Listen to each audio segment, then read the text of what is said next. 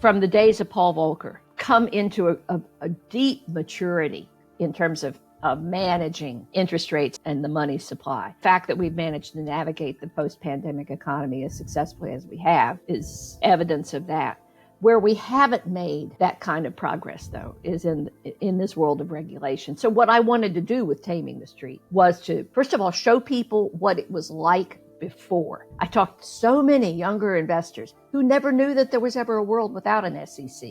That we ever operated capitalism without any regulation. So I wanted to show people what this deregulatory paradise free market zealots envisioned actually worked like, how it dealt with individual investors, got chewed up and spit out by that system. And then I wanted to show them what it took to change it. Hey, so joining us now is Diana Henriques, who is an incredible writer. She's an award-winning journalist.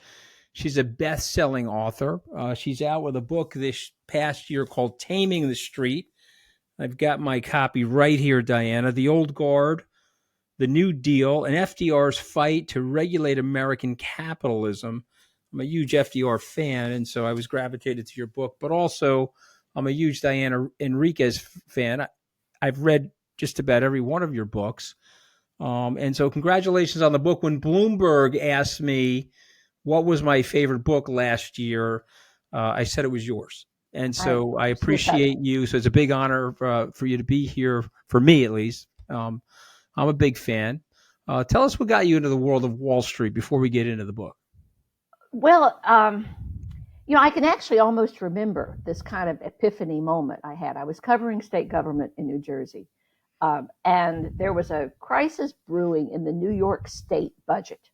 And the state legislature in New York was absolutely adamantly opposed to what the governor had been recommending in terms of budget cuts.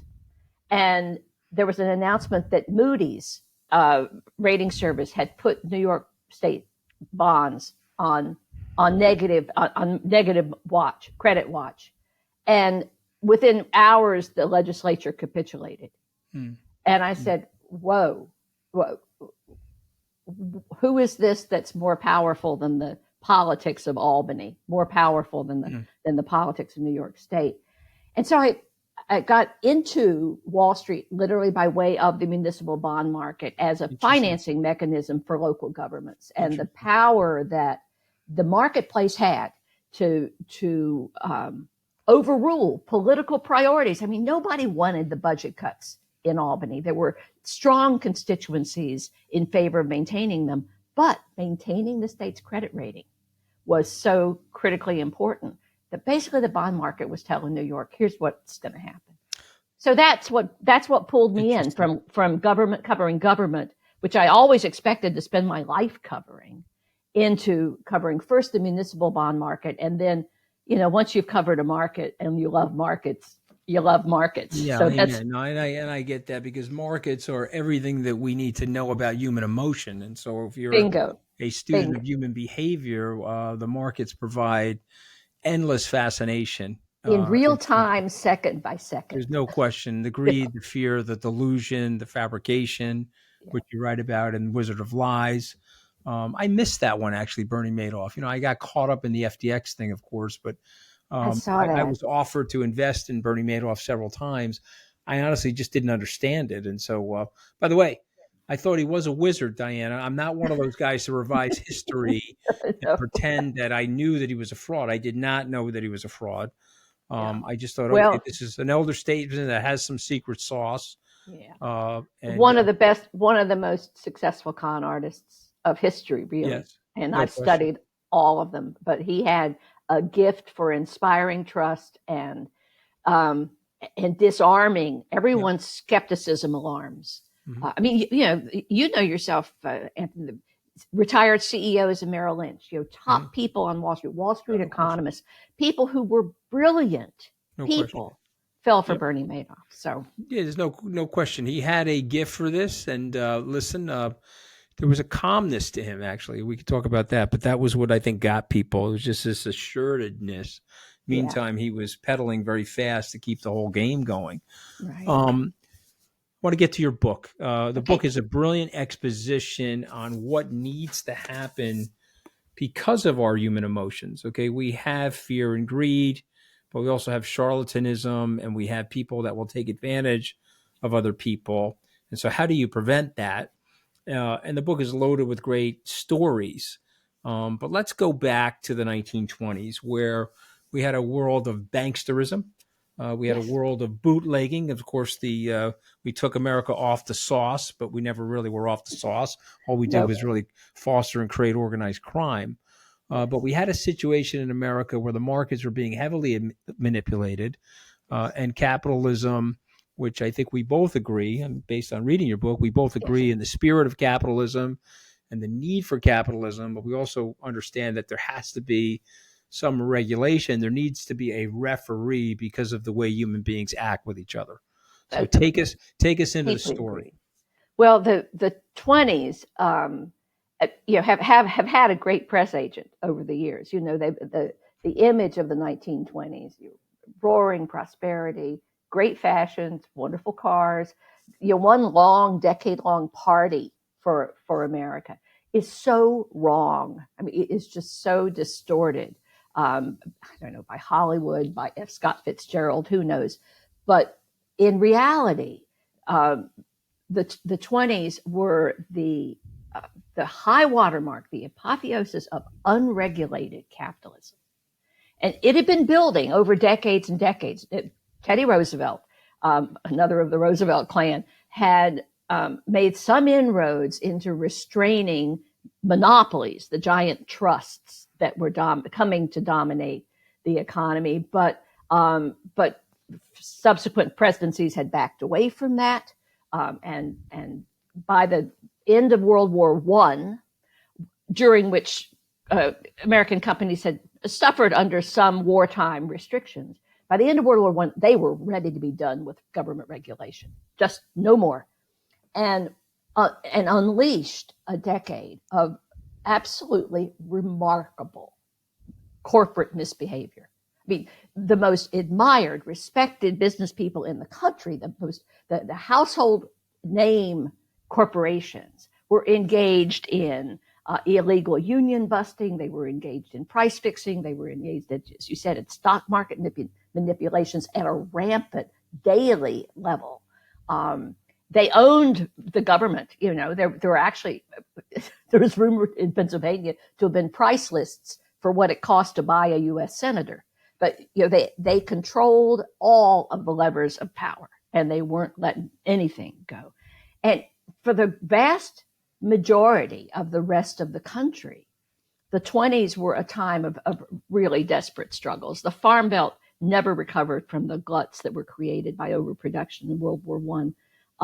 The working class in textiles, in lumber, in mining, in livestock were struggling just to keep their head above water. And by the time of the crash in 1929, which is where I bring the curtain up on my FDR story, we had a nation that was absolutely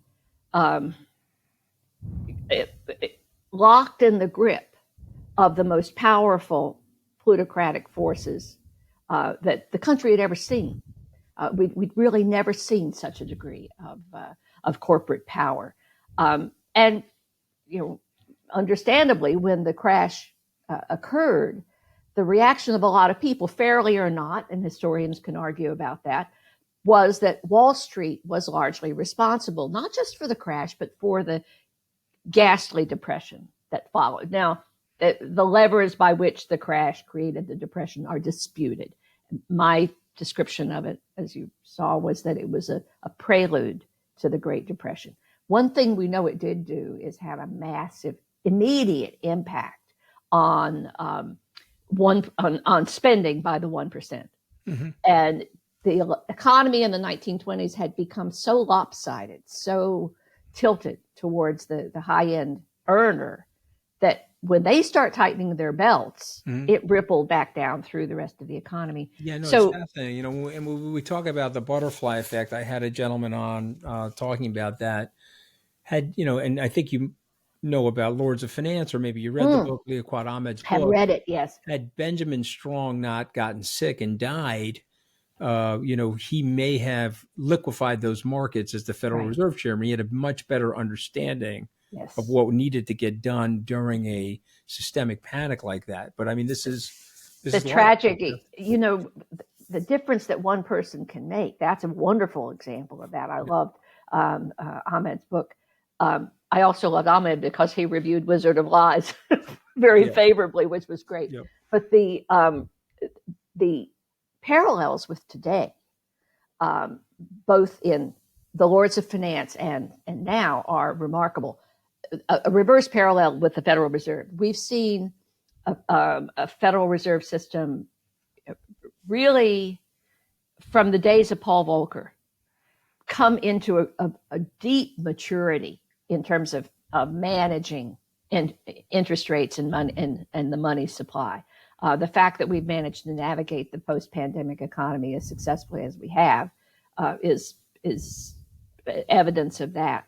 Where we haven't made that kind of progress, though, is in this world of regulation. So what I wanted to do with Taming the Street, to answer your question, was to, first of all, show people what it was like before. I talked to so many younger investors who never knew that there was ever a world without an SEC, that we ever operated capitalism without any regulation. So I wanted to show people what this deregulatory paradise that free market zealots envision actually worked like, how it dealt with individual investors like you and me. Well, not like you're much smarter than most investors, but just individual investors got chewed up and spit out by that system. And so I wanted to show them that. And then I wanted to show them what it took to change it. That it wasn't an act of nature that markets work this way. Human beings, just like Benjamin Strong, human beings could step in and change it. It wasn't easy. And as I describe in Taming the Street, there were some bitter battles, and there were times when FDR's back was to the wall and his political capital was just about exhausted in trying to get the Public Utility Holding Company Act passed, for example. If there hadn't been a very timely scandal in the utility industry, that bill probably wouldn't have passed.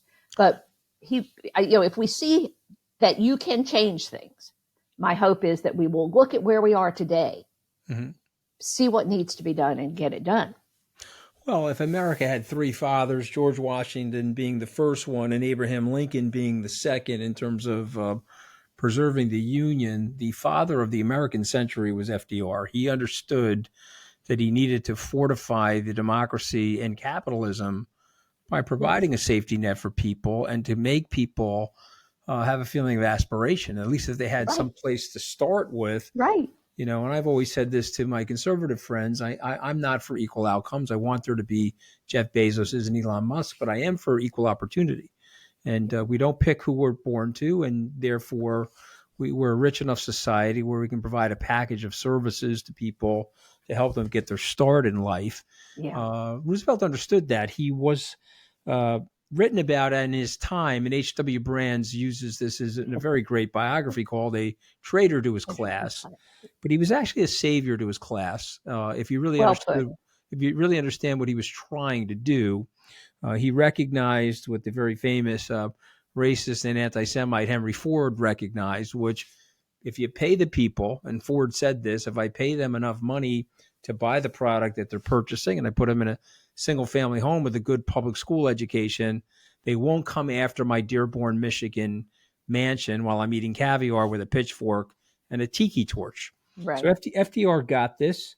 He also got the fact that if you wanted to have a promotion of capitalism, and you and I both know, and I've read your work, so I know you believe this, that Wall Street is the engine. Yeah, it's the engine. It is the circulatory system of capitalism. It's the heartbeat of capitalism, and it provides the money to the great ideas and the innovations and to the Amazons of its day or the Googles or the AIs of today. Right. But you need to have people feel that they're being treated fairly. Right. And I think, when I read your book and I think about your book, the hallmark for me is transparency. You take risk, but we have to explain to you what the risks are, and there needs to be some semblance of transparency. Yeah. So take us to the origin of this thing that we now know as the Securities Exchange Commission. Well, that I'm so glad you touched on the transparency requirement, because that was really the regulatory revolution that FDR approved, but that the young securities lawyers that he brought into the administration had actually come up with. Prior to the New Deal, the idea fostered by conservatives who opposed regulation was that regulation was some bureaucrat telling you what to do. You can't buy this, you have to buy that, you can't invest in this, you should invest in that. And that, because they thought that was a limitation on freedom, it was a limitation on capitalism. That was offensive to them. FDR gave them a new definition, just as you pointed out. He said, okay, we're not going to tell you you can't buy that or you can't have to buy this. We're just going to force whoever wants your money to tell you what they're going to do with it, honestly, comprehensively, and completely. And then we're going to let you decide. If they tell you, look, I'm going to take all your money, go to Brazil, sit on a beach for a year, see if I can think up an idea for a best-selling novel, sell it, and I'll pay you back out of the proceeds. If you put that in the prospectus and someone is stupid enough to give you their money, the American regulatory system is fine with that. And that was a revolution, Anthony. Listen. I mean, the notions that people could come and say, I'm going to do this crazy something with your money, and you could say fine, and no government would step in and stop you. Now, in our unregulated corners of the marketplace, we're falling way short of that ideal. But the idea in a regulated marketplace was, tell people what you're doing, show people the work, show people the price movements. You mentioned manipulation before, and I don't think modern readers have any idea of the degree of market manipulation that was routine. The New York Stock Exchange on down, and every big city in those days had a stock exchange. And corporations sometimes manipulated their own stocks.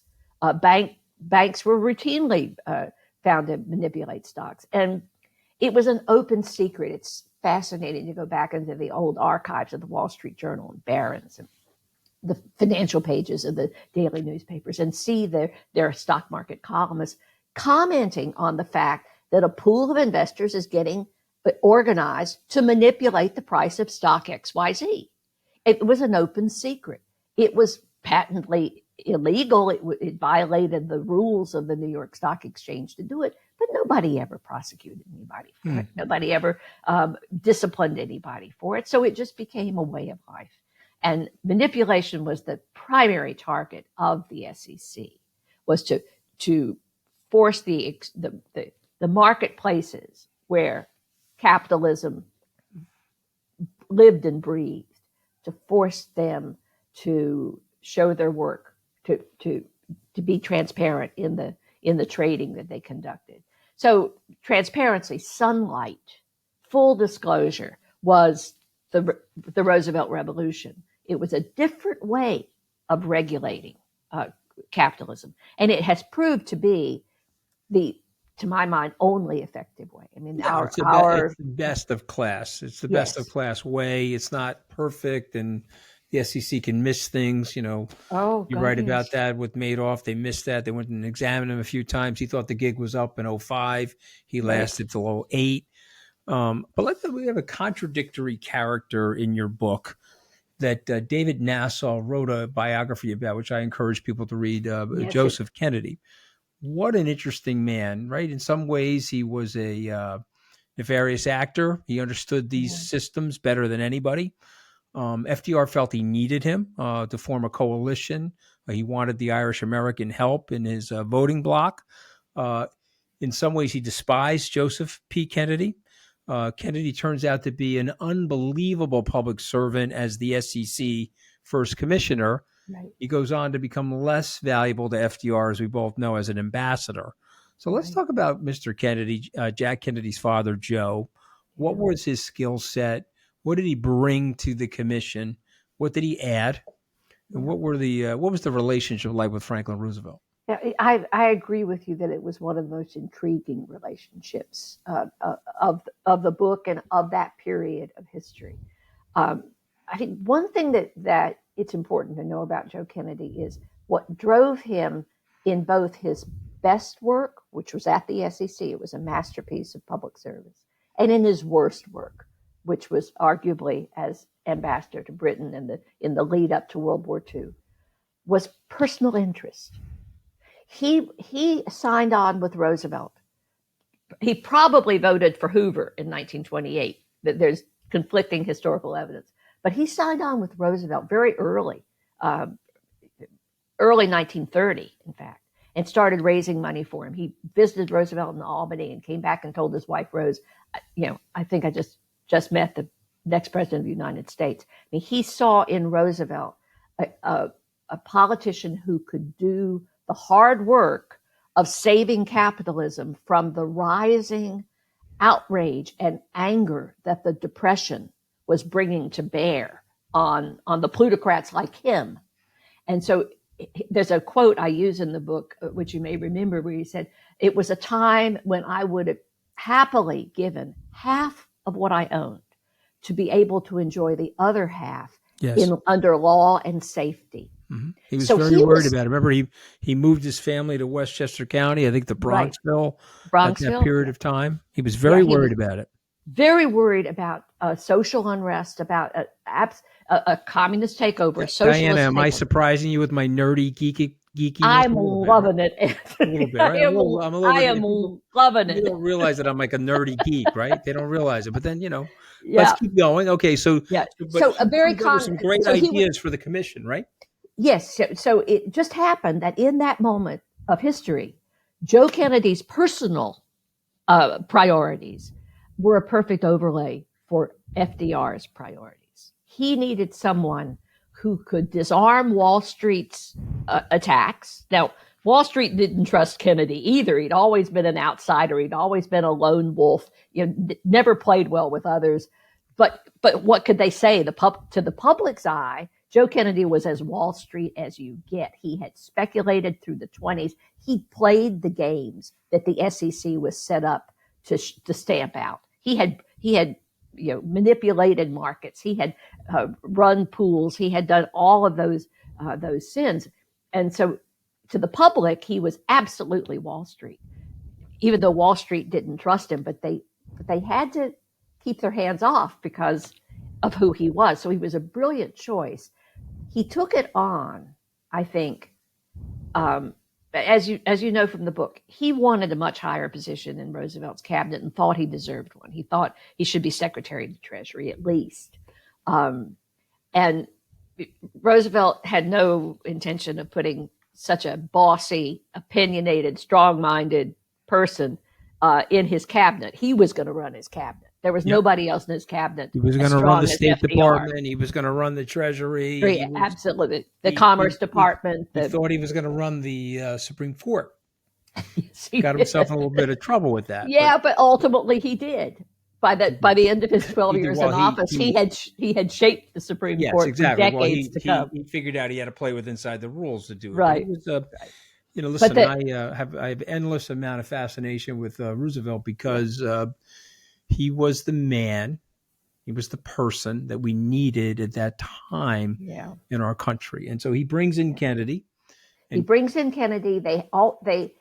have a contentious friendship. They would definitely have friendship. I think that we shouldn't make too much of I think he had that kind of bad boy charm that FDR always liked. He and William O. Douglas, as both of them were kind of these bad boy kids, young and brash, and FDR was always loved that kind of figure. But when he lured Kennedy to run the SEC, basically he saw that this was where he could give Kennedy carte blanche, which was what Kennedy had to have. He couldn't give him carte blanche at the Treasury or at the State Department, but he could give him carte blanche at the SEC and say, all it is words on paper right now, Joe. If it's ever going to be a real thing, it's going to be because you brought it into being. And what followed in the next 400 plus days, was, as I said, it's just a masterpiece of public service. He finagled the Budget Bureau. He clawed back money from the Federal Trade Commission that for doing work that he was now doing. He hired an extraordinary corps of people. He marshaled congressional support across the board. He established, and this would surprise many people, he established unimpeachable standards of ethics for the agency. He put all his own wealth into a private trust the day he took that oath of office, and told the portfolio manager, not a single change in my portfolio while I'm in office, period. So that he was operating completely clear of any personal financial considerations. So, he surprised Wall Street. I think he surprised FDR to some degree. He probably even surprised himself with how well he did in that job. But he remained a behind the scenes ally of the SEC for most of the rest of his life. He always had their back when they were under attack. So it's maybe a forgotten moment in the career of a very complex man and the founder of a political dynasty, not just Jack Kennedy as president, of course, but Ted Kennedy, Senator Ted Kennedy, Senator Robert F. Kennedy, and now many congressmen who are grandchildren and great-grandchildren of Joe Kennedy. Very, very well said. And what draws me to your book and to your writing is that it's a teaching guide for today's current dilemmas. Your book, Wizard of Lies, here's a manual. Avoid fraud, a first-class catastrophe. This is how a confluence of events led to a 22.8% one-day decline in the stock market. But this book is about actually the future. You're writing about the past, but you're really giving us a manual for the future. So if you had a few moments to guide the SEC or guide Wall Street, what would be some of the things that you would say for the future of Wall Street and the SEC? Well, the first thing I would say is reimagine the regulatory frontier, reimagine the regulatory borders. We have, by default, allowed far too much acreage in the world of finance to fall outside the regulatory reach of the federal government, whether it's private equity, whether it's cryptocurrency, whatever it is. If retail investors are engaged in it as an asset class, the regulators must be there. It's just that simple. Now, so that would be the first thing I would say to them. The second thing I would say to them, and I'd say it in the immediate next breath, is we need to move towards a unitary regulator.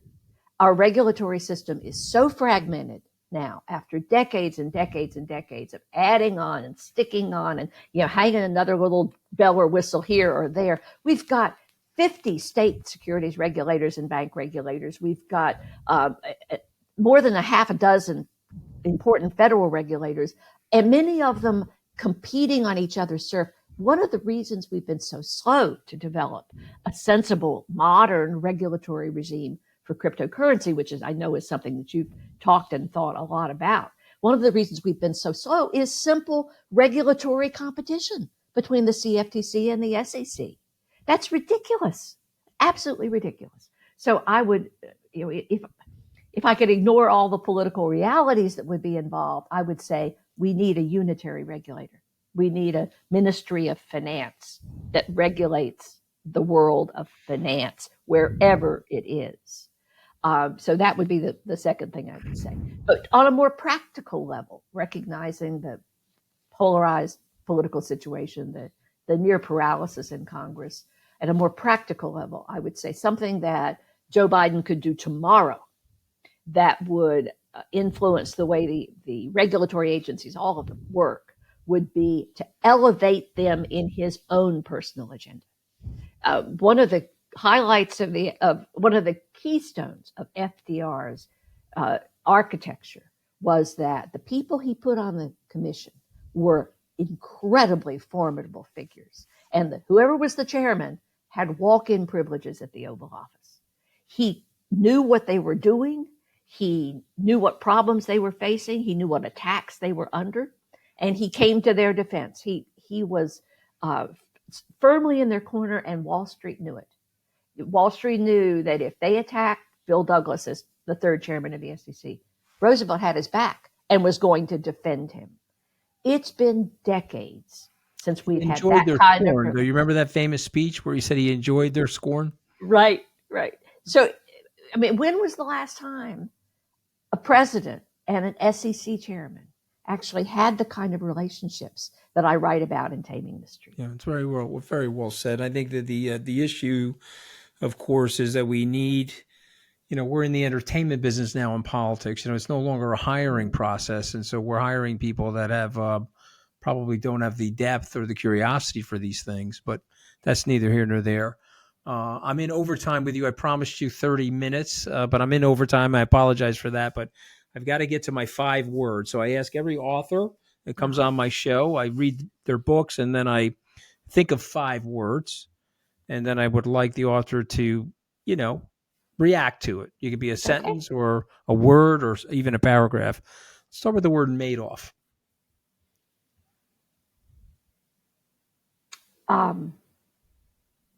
Trust betrayed. Yeah, Trust and tragedy. betrayed. All right, tragedy too, right? No one can deceive you more easily than someone that you trust completely. Interesting. And that was the Madoff lesson. Yeah. Beware of those you trust. Okay, I'm going to say the word fidelity. I'm thinking of the company when I say the word fidelity. Of course. Innovation. The American Mutual Fund was one of the genius inventions of the 20th century. Yeah, I mean, it gave the average investor diversification, professional management, and liquidity, which the average investor in the 1920s could not possibly have had because they didn't own enough money. You give them a lot of credit, which they deserve for the modern financial services era, because without fidelity, we probably don't have this explosion of products, and then a result of which all of this innovation comes from the capital flowing into these products. And so it's fascinating. And also it's worth pointing out that Miss Abigail Johnson, who was at Harvard Business School when I was there at law school, is she's a big mover. She's more quiet than some of us, but she's a big mover into the crypto space and Bitcoin. I house my Bitcoin holdings at Fidelity. And so she's one of the first people to see that. She's still in there. Generational innovation, Diana. Generational innovation. Okay, capitalism. The word capitalism. A two-edged sword. A two-edged sword. It can be the best of times. It can be the worst of times. Yeah. What matters is how it's harnessed. It's harnessed. It's interesting. It's a wild horse. It's a wild horse galloping over your body. Right. Or it's the engine that can carry you further, faster than you ever dreamed. So I think I don't want to put words in your mouth, but I've read your books, but I'll say regulated capitalism is generally a force for good. Is that fair to say? I agree. Okay. Let's, these are 3 letters. FDR. Oh, man. Well, you said it best. You're the right man at the right time. He was precisely who we needed to shape the America that had to survive the 20th century. I mean, it is hard to imagine. The alternative, of course, would have been Herbert Hoover. Herbert Hoover had no interest at all in the dictatorships of Europe, had no interest in challenging Hitler, had no interest in fighting any of those battles. So what would the 20th century have been if Hoover had won in 1932? So he was the essential 20th century father. He was the father of the 20th century America, and put us on the path that led us to global greatness. He was also, though, every American's best friend. I mean, I tell the story at the end of the book when he died. One of his close New Deal allies, a brain truster, Adolf Burley, was in the Brazilian capital as an ambassador for us at the time, and he noticed average, peasants on the streets in Brazil weeping at FDR's death. they felt that he was the only president that had ever cared about them, about the ordinary people of America. When Alfred Kroc was covering the campaign in 1936, he was struck. I mean, of course, all the plutocrats thought Roosevelt was going to lose in 36, the historic landslide. But Kroc noticed that as they traveled around the country, people would line up in the hot sun in the Midwest for hours just to get a glimpse of FDR's train going by, because he had touched their lives, saved their farm, or found them a job, or helped them with, irrigate their acreage. So, yes, he was the force that led us into the America of the 20th century, but he did so by linking hands with every ordinary American and bringing them along too. So he wasn't the strong man that we dream of. He was a truly personal leader who identified with individual Americans and their strivings and their goals. And that's a very unusual mix. If you look at our presidential history, a president that is so identified with the ordinary American, the little guy, it was his divine gift, actually. Well, what it made was so fascinating. They didn't want him to be one of them, because he wasn't. Right. He was an aristocrat, but they related to him because they felt that he was on their side. He was championing their cause. Yes. He was using their power. He was using the power of his patrician upbringing in their behalf. If you enjoy the relationship or understanding the relationship between Joseph Kennedy and FDR, there's a great book out called Watching Darkness Fall. It's written by a former U.S. ambassador, who's a brilliant guy, by the way, and a great historian. And you have to forgive me. I'm looking up his name right now as we're speaking. He is. I'll probably have to cut this for the. Hold on, looking up his name as I want to include this for you. Okay. But his name is David McKean. He's a former U.S. ambassador. Watching Darkness Fall, FDR, his ambassadors, and the rise of Adolf Hitler. And what's fascinating about this book is the relationship that FDR has with Joe Kennedy. Obviously, he doesn't think Joe Kennedy's on the right track as it relates to Adolf Hitler. But he says something in this book which is fascinating, and it's a quote from Isaiah Berlin. And what Isaiah Berlin says about FDR, I think, will resonate forever, frankly. And the exact quote, I'm getting it, so give me a second. Roosevelt believed in his own ability so long as he was at the controls to stem this terrible tide. He had all the character and energy and skill of the dictators, and he was on our side. He was a believer in democracy, but he could marshal the charisma, he could marshal the energy and the determination. And he understood. He understood it. That's a quote from Isaiah Berlin. But my last word, and I'm sorry I have you in OT, but my last word is Wall Street. The two words Wall Street. In need of a watchdog. I mean, again, what made Wall Street so attractive to the denizens of the 1920s was it was a club. It was a club that everybody wanted to join, but they decided who got in and who didn't. And it had all of the nefarious flaws and weaknesses of a private club.